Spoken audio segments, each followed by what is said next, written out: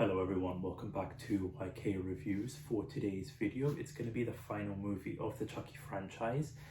Not a sequel, but basically a reboot of the movie. So let's get into it here.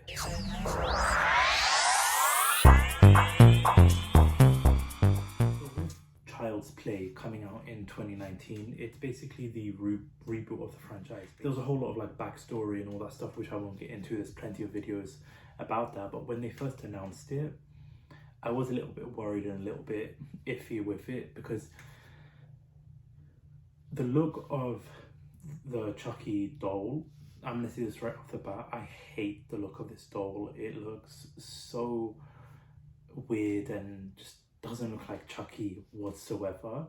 So I didn't really have high expectations going into this movie, going into it whatsoever, but I'll be honest, the movie actually surprised me. I enjoyed the movie despite how Chucky looks, or the backstory and the rights and all that kind of stuff.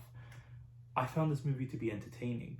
You start off with the movie, you start off with how Chucky gets introduced. It's completely different to Charles Lee Ray's backstory. You find out that this factory in Vietnam, these workers, they're building these dolls, and one particular worker gets fired by the boss for an inadequate job, an inadequate role that he's doing, saying that it's not good enough, doesn't live up to requirements. So this worker, what they do is they mess around with the doll and then they go and jump off the window to commit suicide, basically. And I have mixed feelings when it comes to that. I'm not a huge, I love the origins of Charles Lee Ray, I love the origins of Chucky.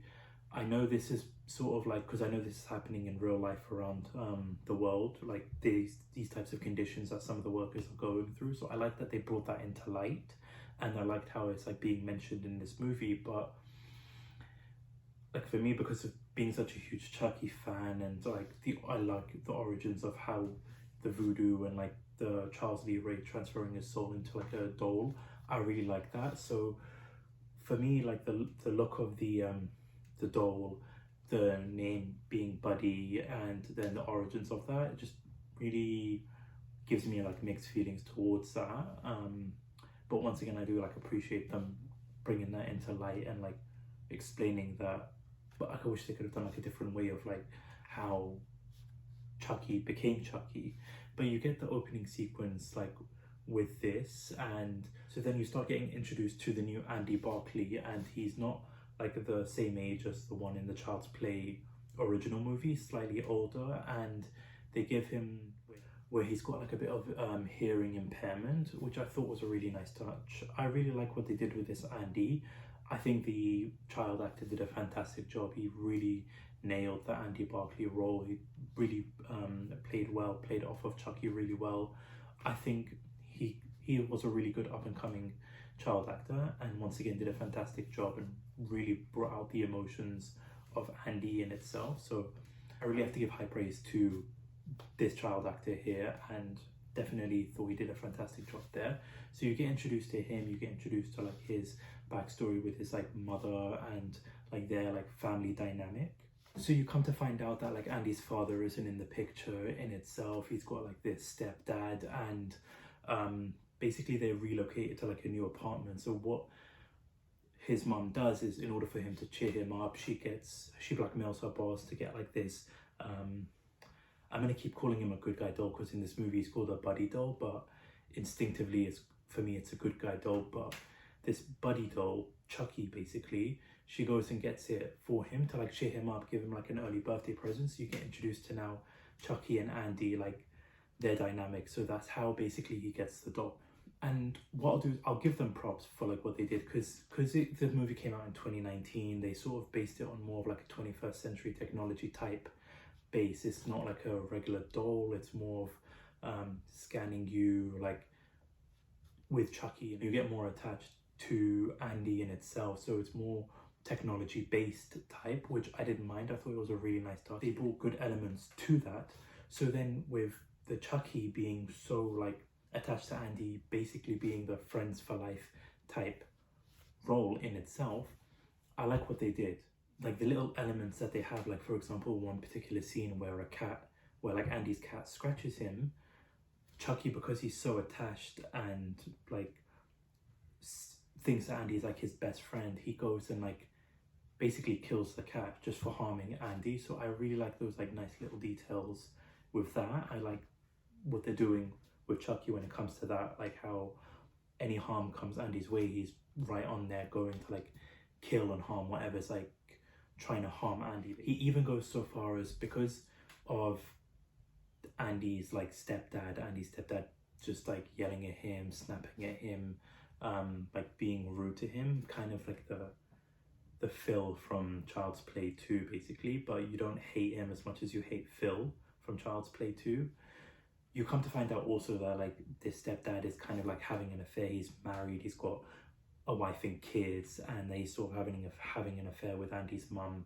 So Chucky, being this overprotector, like coming to like Andy's rescue, he goes off and kills the stepdad, breaking his legs, killing him to the fact where he like peels his face.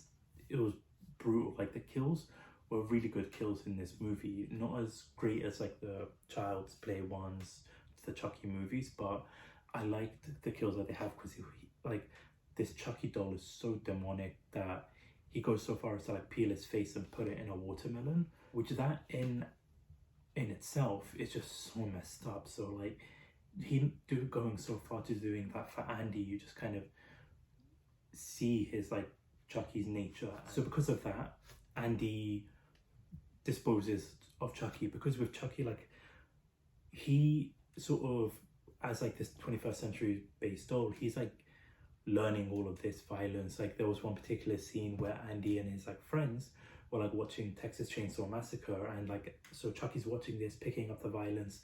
That's how he like learns and adapts. And with Chucky, this Chucky is very smart.